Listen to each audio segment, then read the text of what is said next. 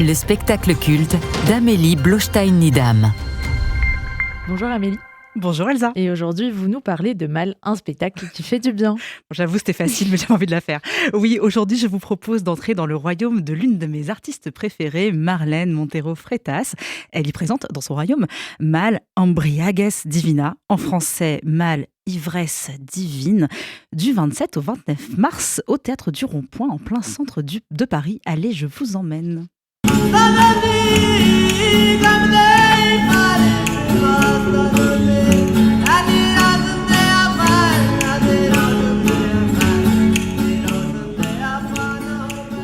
Quand tout commence, il et elle se passent la balle dans une partie de volley-ball. Il et elle sont pour le moment en arrière-cour. Devant eux et elle se tient un plateau serti par des filets qui vont jusqu'au sol.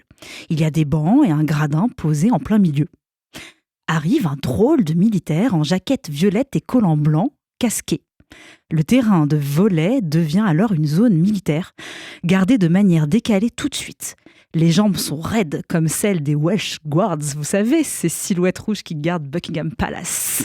La musique débarque, comme toujours chez elle, assourdissante, endiablée. Les danseurs et les danseuses se mettent en mouvement dans des lignes horizontales et verticales, jamais diagonales. Il et elle sont comme des pantins drogués suspendus par un fil. Les automates de Marlène y sont plus perchés que jamais. Cette danse de pantin aux allures clownesques est la signature de cette chorégraphe et hallucinante danseuse. Elle développe depuis une quinzaine d'années un langage chorégraphique extrêmement organique où les bouches sont immenses autant que les doigts, souvent chez elle, comme dans ce spectacle d'ailleurs, gantés de violet qui est sa couleur fétiche. Dans Mal, il et elle sont une société faite de 9 danseurs et danseuses. Il et elle constituent un groupe très éclectique.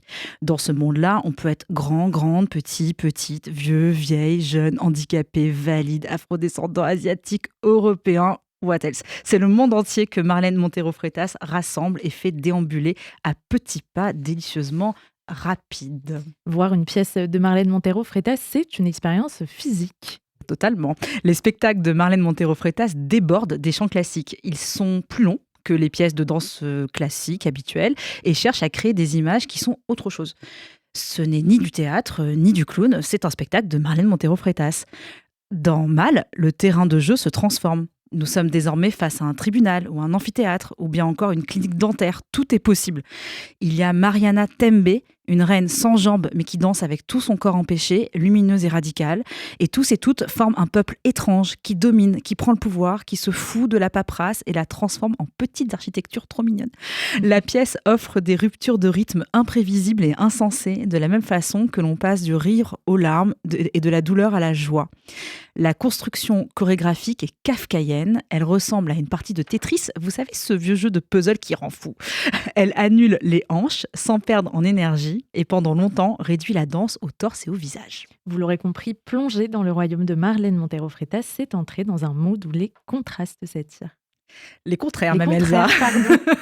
Et pourquoi choisir Elsa, justement? Il n'y a jamais d'entre-deux, c'est l'un ou l'autre sans transition. Le mal s'infiltre, s'immisce, intime aux êtres l'ordre de s'exfiltrer en prenant tout de même soin de fermer les portes derrière eux. La lumière et la musique sont tout aussi exigeantes dans ce tribunal ou ce cœur antique, on ne sait plus.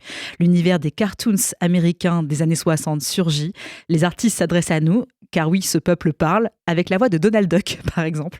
Mal ressemble au bout de... Moi aussi je bégaye, tiens. Mal ressemble au bout du compte à une cérémonie d'exorcisme.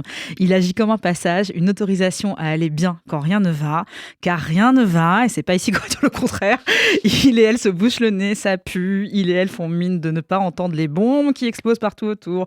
Si tout explose, autant danser avec frénésie. Il ne reste que ça à faire, et ça fait beaucoup de bien. Donc laissez-vous entraîner dans ce royaume du 27 au 29 mars au Théâtre du Rond-Point. Ça s'appelle Mal de Marlène Montero Freitas.